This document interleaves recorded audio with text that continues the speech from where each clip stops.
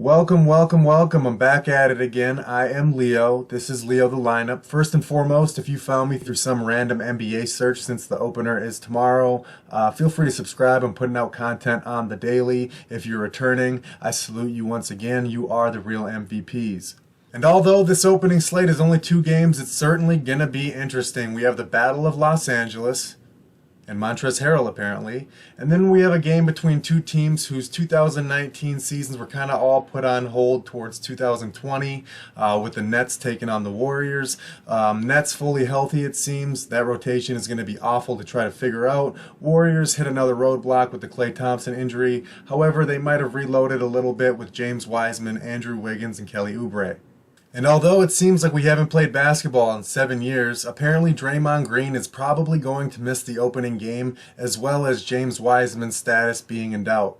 As I've talked about in the one and only NBA video I've made this year, I feel like getting the Warriors' big man right is going to be pretty crucial on this 2-game slate. Is it going to be Marquise Chris? Is it going to be James Wiseman if he even plays? Kavon Looney? Eric Pascal? At the moment, I'm certainly leaning Eric Pascal. However, James Wiseman is super cheap and super intriguing if he actually plays. However, without playing any preseason games in basketball in a long time, I don't really see them giving him a lot of minutes right away either way, probably easing him into the NBA. Kavon Looney used to be an intriguing DFS player back in the day. However, he's missed a lot of time with injury. Coming into the 2020 season, it seems like he's pretty healthy with Draymond Green out. Assuming James Wiseman might miss, that does make Kavon Looney definitely intriguing and could be going under the radar in my opinion. Marquise Chris actually had quite a few pretty damn good games in an injury-riddled Warriors 2019 season. That makes Chris pretty damn intriguing, especially if the Warriors are missing some big bodies, but my early nod is definitely going Eric Pascal. However, as I continue to talk random Warriors big man, why don't we just get right into it and look at DK for a visual.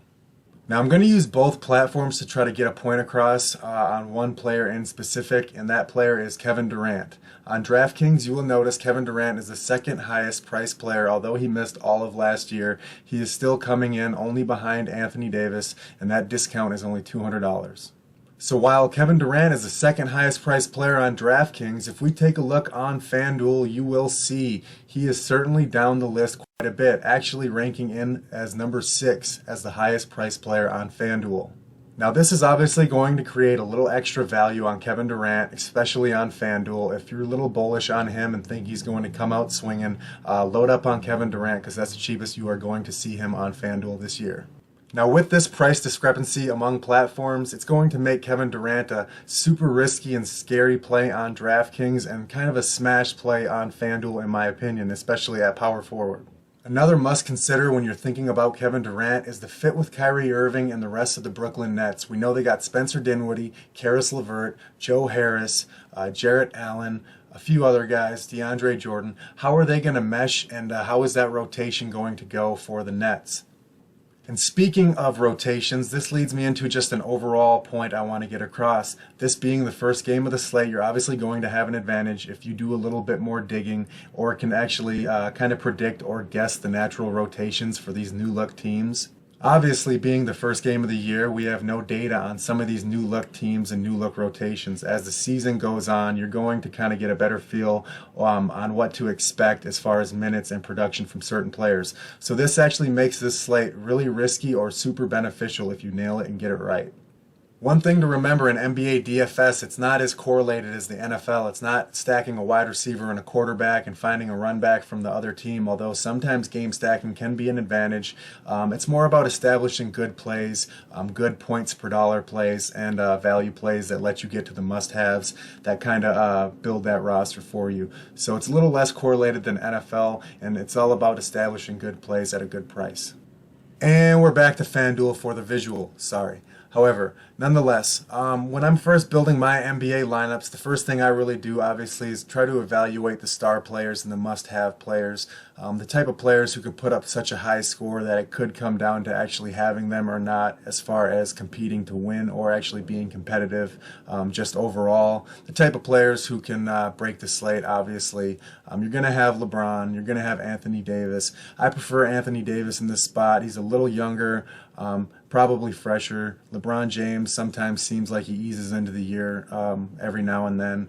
You got Kawhi coming in at a discount. I love Kevin Durant, like I said, on FanDuel at that price, $8,500. I doubt if he performs, we will ever see that price ever again. Now, once you're done kind of establishing the type of players that you feel are necessary to get into your roster, then it becomes all about finding value that allows you to get those players in. Now, if I'm comparing these two players, they're both wings for the new look Golden State Warriors. I'm going to give the nod to Kelly Oubre. He seems like a more well-rounded, stat-stuffing type of player. Andrew Wiggins is scoring dependent from time to time, so plus he's a little bit cheaper on FanDuel, so naturally going to go to Kelly Oubre on the wing for the Warriors. As I mentioned earlier, after you have identified the type of players that you feel are necessities, I've had these guys in here as an example, it's time to determine the value that lets you play these guys. Joe Harris, he's coming in on a complicated Brooklyn Nets rotation. However, they just re-signed him for decent money. Figures to be in their plans. And then there's another white boy who I feel may be overlooked. Similar to Joe Harris's re-sign, Luke Canard. They traded for this guy. He's a sniper, a pretty good shooter. Might be overlooked, coming in from the Detroit Pistons. I'm going to play him. I assume he has low ownership, and they have traded for him for a reason, so Luke Canard. To fill out this dummy lineup, I'm going to get a value center here. We don't know the news on James Wiseman. If he was playing, I would naturally go him just because he's young, and maybe even though they might ease him in, he seems to have a lot of upside. However, I feel like a lot of people might be on Jarrett Allen for the Brooklyn Nets, but with them having a veteran core, maybe they start DeAndre Jordan. He might be under-owned. Maybe they give him more minutes, surprisingly, and you gain leverage there. Rounding out my value, guys, to get the roster that I want as far as Steph Curry, Kawhi Leonard, KD, AD, you know how it goes. You want to get those expensive players who you feel are musts. Get the value that lets you get there. You will see the remaining $900. It's like your parents giving you a $50 allowance. You only want to spend $38. It's never going to feel good, but it makes you unique, especially in a two-game slate. I chose Lou Williams to fill out point guard and Kentavious Caldwell-Pope. They just went out of their way to re-sign that guy. Super value at $3,700. Nonetheless, leaving $900, naturally not going to feel good, but it's naturally going to get you different probably. And yeah, that's just how it's going to be.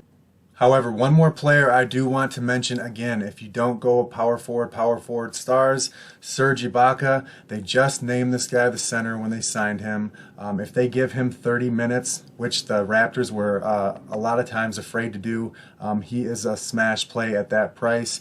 If he's a starter and actually getting 30 minutes worth of run, he's going to be 6'5", 7K in no time. So if you want to go off a little bit different build as far as stars, Serge Ibaka makes a lot of sense at power forward, and like I said, Eric Pascal. And that's going to wrap it up for me. I know we only have 2 games tomorrow, but they definitely should be very good games. Consider a game stack possibility with only 2 games to choose from. Maybe one is an offensive explosion and the other one is a defensive battle. Just wanted to give a little information and how I'm seeing things as far as Monday morning. So until next time, guys, peace out.